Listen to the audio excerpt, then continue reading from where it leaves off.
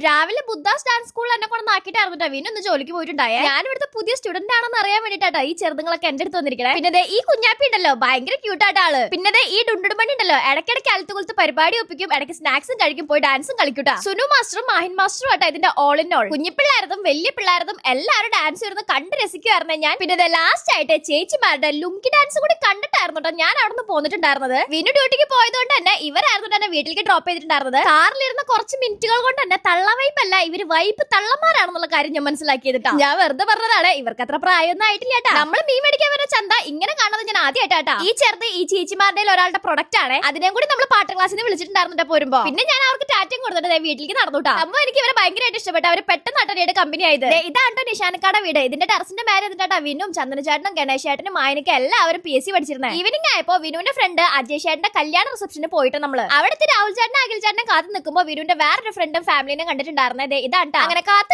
നിന്ന് രാഹുൽ ചേട്ടനും അഖിൽ ചേട്ടനും വന്നപ്പോ ഞങ്ങൾ റിസപ്ഷന് കയറിട്ടാ. ഇതാണ് ബ്രൈഡും ഗ്രൂമും. അജയ് ചേട്ടൻ ഇടുക്കിയിലെ കട്ടപ്പന സ്റ്റേഷനിലെ SI ആണ്. പിന്നെ നമ്മൾ ഫുഡൊക്കെ കഴിച്ചിട്ട് ലിച്ചിയുടെ ഒരു ഡ്രിങ്കും കുടിച്ച് അത് കഴിഞ്ഞിട്ട് നല്ലൊരു കോഫിയും കൂടി കുടിച്ചിട്ടുണ്ടായിട്ടാ ഞാൻ. എല്ലാം കഴിഞ്ഞിട്ട് അവർക്ക് ടാറ്റയും കൊടുത്ത് ഞങ്ങൾ അവിടെ നിന്ന് ഇറങ്ങിയിട്ടുണ്ടായിരുന്നേ. കുറെ നാളായിട്ട് ഞങ്ങൾ ഒന്ന് ബീച്ചിലേക്ക് പോയിട്ട് അതുകൊണ്ട് നേരെ ബീച്ചിൽ പോയ ആദ്യം തന്നെ പെനിയിൽ കയറിയിട്ട് ഒരു ഐസ്ക്രീം മേടിച്ചുട്ടാ. എന്നത്തെ പോലെ വിനുവിന് ബ്ലൂബെറിയും എനിക്ക് ഡിലൈറ്റും ആയിരുന്നേ. അങ്ങനെ കുറച്ചു നേരം തെര എണ്ണി കഥയും പറഞ്ഞു ഐസ്ക്രീം എല്ലാം കഴിച്ചിട്ട് ഞങ്ങൾ നേരെ വീട്ടിലേക്ക് പോന്നേ. അപ്പൊ അത്രയുള്ളൂ ഗൈസ്, ബൈ.